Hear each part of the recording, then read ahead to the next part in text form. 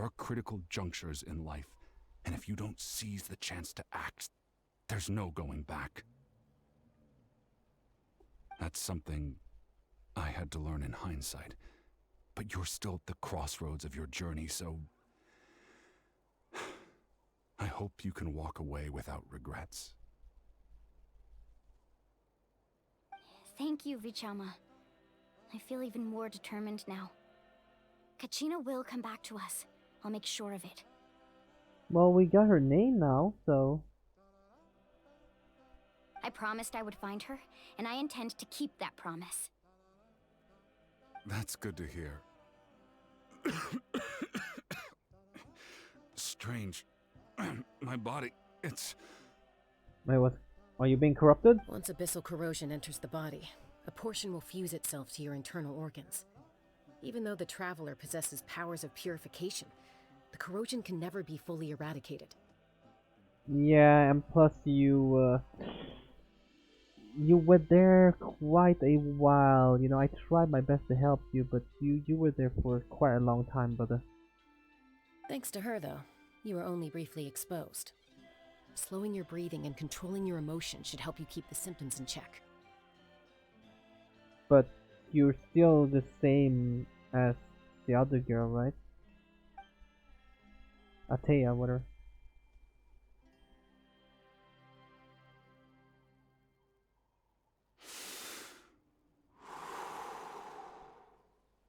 Huh. That does make me feel better. You seem very knowledgeable about all this. Just speaking from experience, that's all.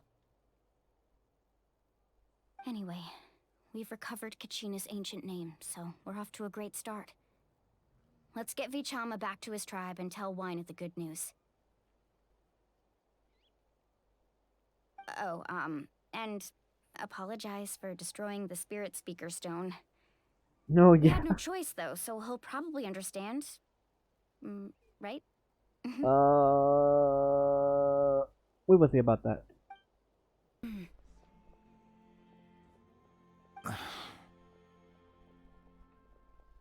Koichi, are you really gonna just stand there like that? I don't know what you want from me. I think you know exactly what I'm trying to say, Uncle Wyna. I can hear it in your voice. Honestly, it's just one thing after another with you two. They're back. Koichi? What are you doing here? Don't play dumb with your own sister. You know exactly why I'm here. My apologies, everyone. I just need to borrow Chaska for a few minutes. You come with me. Jeez.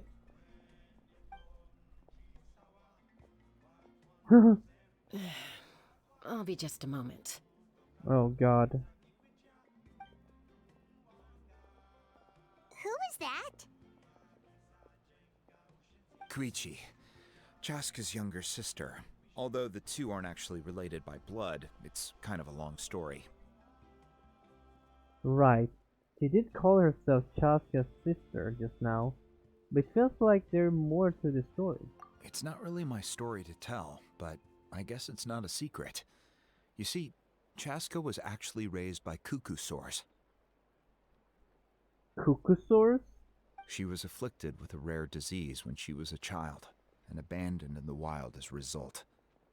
The Abyss found her out there, all on her own, and tried to devour her.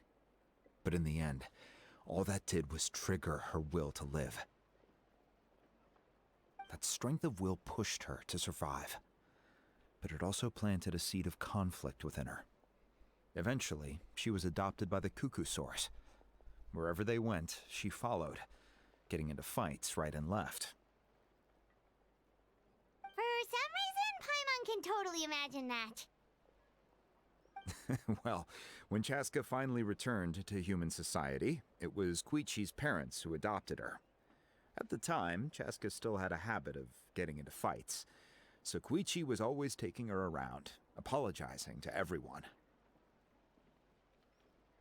Ah, I remember those days. One of those fights was definitely with me. But You know, kids. You're fighting one minute and your friend's the next. Eventually, she found a way to rein in that desire to fight. And now she's who people call to resolve conflicts. She's known as the Peacemaker. It sounds like she still argues with Koichi, though. Don't siblings usually stop fighting when they get older? I wouldn't know. That's partly my fault. Koichi asked me to stop Chaska from doing anything dangerous, but you probably know by now, once Chaska makes up her mind, there's no changing it. Oh, I get it. No wonder you tried to talk us out of going to the Night Kingdom. Chaska even said that wasn't like you. I'm all for your adventure. You need to take risks when you're young, because by the time you're my age, you couldn't attempt something like that even if you wanted to. Better try now than live with regrets later. That's what I say. Still, I can understand where Koichi's coming from. In the end, nobody wants to sit back and let a loved one put their life on the line.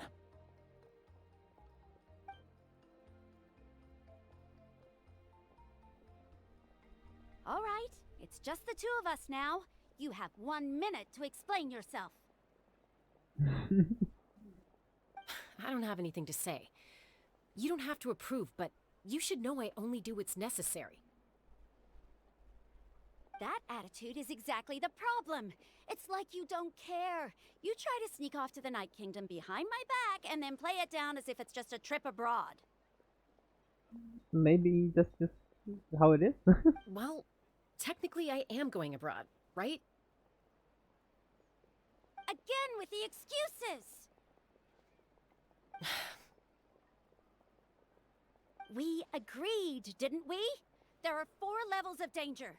If it's not something urgent, you can only engage in level 2 danger and below. You can only go up to level 3 if a situation is so dire there's absolutely no alternative. I mean, it's just that she cares a lot. That's why she's the way she is. We all know this. But a trip to the Night Kingdom? If that's not a level 4, I don't know what is. And you were just going to sneak into the place without saying anything. What do you mean, sneak into the place? I always planned on walking in there with my head held high. You bought off Uncle Wina, didn't you? He promised me he'd stop you from doing anything dangerous. Oh, it's like he didn't even try. I mean, he kind of didn't. I mean, how is that our fault, man? You feel like he went back on his word. What if I told you my mind was made up, and there was nothing he could have done?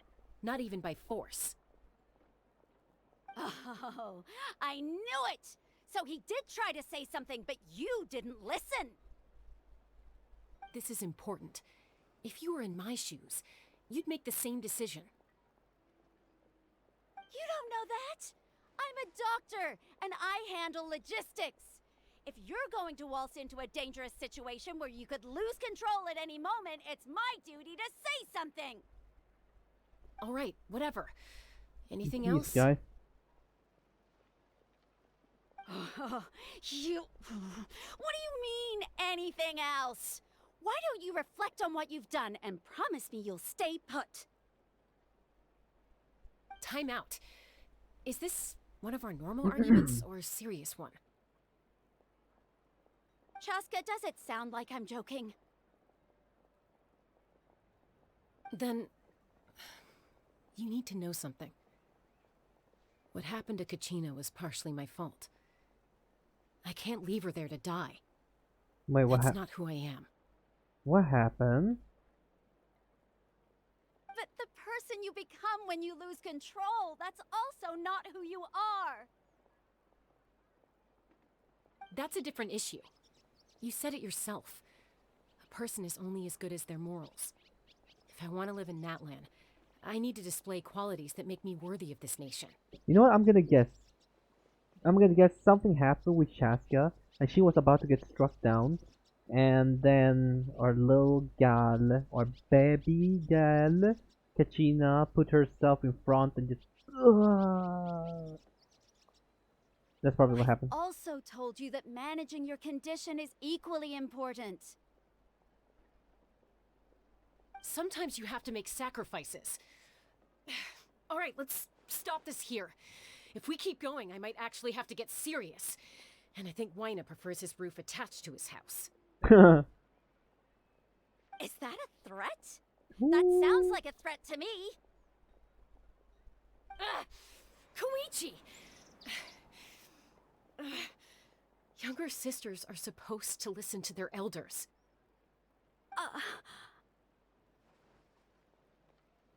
So, you're really going to go, no matter what I say?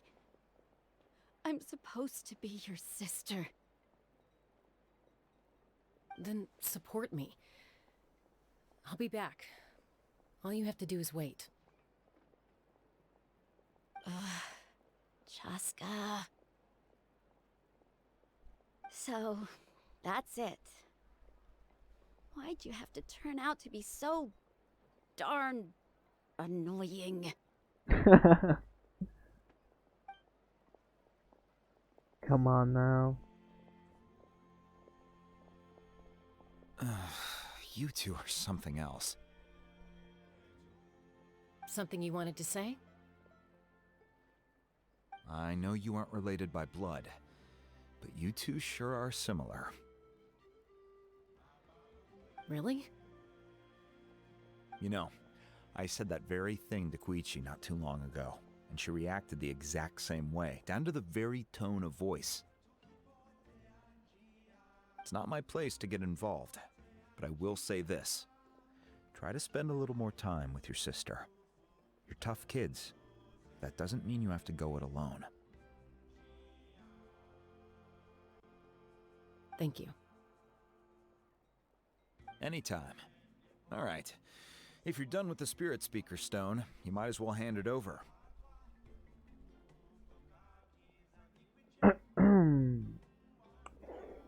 Yeah, but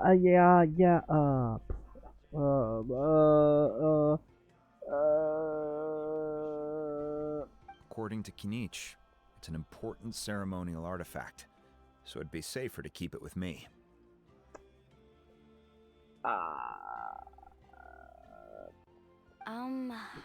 About that. Yo, listen, man. It's not my fault. If only Tone Deaf Bard was here, he could have repaired it just like the Holy Liar. It might be in a few more pieces than you remember. Huh? It went kaboom. I see. Sorry. Sounds like it was an urgent situation. If someone's life was on the line, then you had no choice. Thank you for being understanding, man. Still, Citlali's going to be a nightmare to deal with now that you've broken her stuff. I'll explain everything to her later. Stay safe out there in the Night Kingdom, okay? I'll wait here for your safe return. I would be fine. It's a. We most likely will be fine. We actually managed to find her, but now we need to go to the Night Kingdom, though. Oh dear Lord. Let's see. Do we have any TP? Yes, we do. Boom. It's not unlocked. It's not unlocked. We are back. We're back! We found Kachina's ancient name, too! What happened to the stadium? What happened at the It's stadium? fairly complicated. Let me give you the condensed version. You learn of the Fire Organ battle against the captain with the sacrifice. The Fatui again? We can't go anywhere without them causing trouble. But what if the Fatui finds out you've lost your power? Won't they try to take advantage of the situation? Well, that depends if they know. That's why it has to be our little secret. No one else can know, or we're asking for trouble.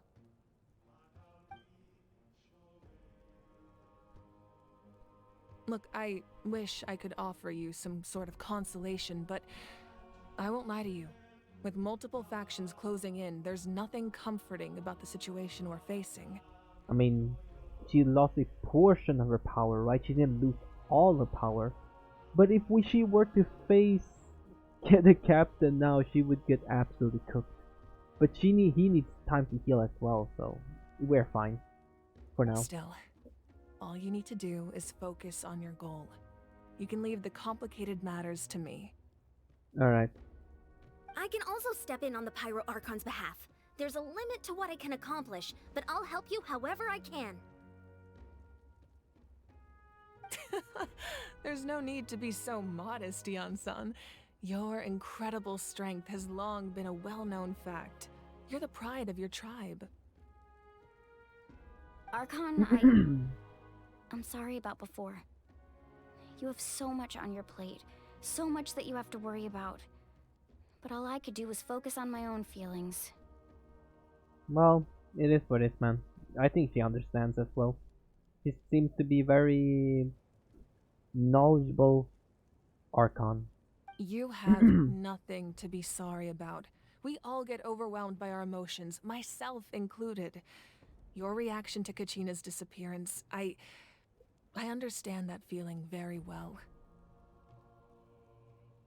Well, now that we have Kachina's ancient name, let's go track her down. Follow me.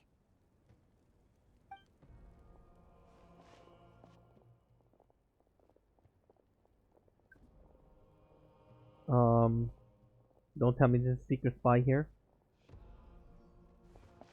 Oh, I thought they were gonna zoom in on the fire getting lowered. Maybe it did. I didn't notice it got that much lower though. What is this place? Hey, isn't that Atea's talisman? Good eye. This is where I store all the various mementos I've collected. Whoa. I've never seen this place before. There's That's a so lot. many things in here. It looks like there are items from every tribe. Collecting them must have taken a lot of effort. I suppose you could think of it as a hobby of sorts. In Natlan, everyone grows up listening to the stories of heroes. And physical items do a far better job of preserving those stories than our own memory. Now, I still have some preparations to make for the ceremony, so feel free to take a look around in the meantime. Alright. If you're curious about an item, I'm more than willing to tell you about its origins. By the way, how you guys been feeling so far about this story? I think it's been kind of exciting. So far, pretty good. So far, pretty good. I mean, I haven't fallen asleep yet. I don't know if I did that on the fountain. I think I probably did at some point. That's how I rank them, okay? That's how I rank them. Some maybe make me feel like I'm going to sleep, not because it's super. Oh, I don't want to say it's boring or anything. I just get tired. You know, I just. Oh. But so far it's been very exciting. I'm hyped. I want to see what's going on down there. I want to go and save Kachina and yeah, see what mystery there's left for Natlan. There's tons of mystery left. We just began. I want to know when we're gonna meet Capitano again, but as like a traveler. I mean, there's so much stuff I need knowing. Maybe learn more about Abyss, Canria, you know.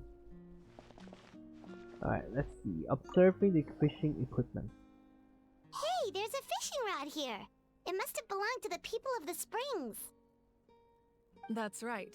It belongs to a legendary fisherman named Matavaru. I have his entire set of fishing equipment, actually. She's a collector, I see. He and I met Well, in a obviously. tavern. He told me about a particular kind of giant fish and his meticulous plan to catch it. In his eyes, I saw a hunger and a strong fighting spirit. To him, the sea was the battlefield upon which he staked his honor. So, did he do it? The next time I saw him, he was covered in scars. It turned out the fish he sought had been corroded by the abyss. He managed to kill the fish, but sustained a serious injury in the process, which meant he could never go deep-sea fishing again. Oh, damn. That sucks. Can a fisherman claim victory if he fails to bring back his catch? That's what he asked me in the end. Well, Paimon thinks he won. That was my answer as well. The experience was far more valuable than the prize itself. In the end, he didn't want his tools to go to waste, so he gave them to me. Wait, that means you also know how to fish. Maybe we can go head-to-head sometime. Well, that sounds fun. Alright, let's see what else is there. Let's see. Let's talk to Melanie. This fishing basket looks familiar. No, I already observed that. Can we maybe here? The This is Atea's talisman. talisman. I'm sure you're familiar with this one already. Atea was rarely ever without it. The talisman brought her a lot of luck in battle. What? Alright, that was that. Let's check this one, the jar. There are so many jars and potions around here. Do they have anything to do with alchemy? No, those belong to the Masters of the Nightwind. They're ceremonial tools used to amplify the ability to communicate with the Night Kingdom and the Wyab. Yamaya is an expert in this field, and she taught me a lot. Even though she appears stoic and serious, she actually has a keen sense of humor. The tools you see here are quite traditional. Her students found them outdated, so she passed them on to me. The contents of the jars aren't all that special. Oh, except the big jar in the middle. That's what she really wanted to give me. Ooh, must be something really cool. What's inside? Grape juice. Oh. Huh? It's quite tasty, although probably expired by now. Grape juice. Alright, we have one more thing. How about, what do you say? It's Ian-san. How? Really? That's your name? Ian-san. Ian-san. Doesn't catch. It doesn't give me like the catch. And Ian-san. Ian-san. Yeah, Ian-san. Fine. Ian-san. Make sure to handle everything with care. This cup, for example, it's heavier than it looks. Oh yeah? Alright, sure. Casca? This flower looks like it's thriving. You must be good at taking care of plants, Archon. Looks like it, yeah. She can give all the energy they want. Well, I mean, she most likely still kind of can. But that's probably what she did. To give all the energy that she can. She can just water them and then just pull out her hand, just or her hair, and then just lightning, just the plants. I checked that already. I was gonna check something here. The belt. Were you a wrestling Whoa, champion? That belt is bigger than Paimon's head. Were you a wrestling champion by any chance? The Collective of Plenty are known for their bodybuilding competitions and contests of strength.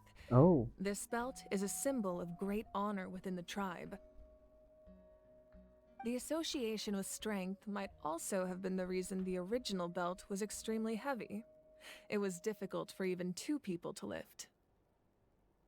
And even if a warrior had the strength to put it on, Wearing it for any length of time would still leave them gasping for breath. Can we try? Sounds like it. So the owner of the original belt, Kitera, commissioned a craftsman to make a copy identical in appearance but far lighter in weight. That is the belt you see before you.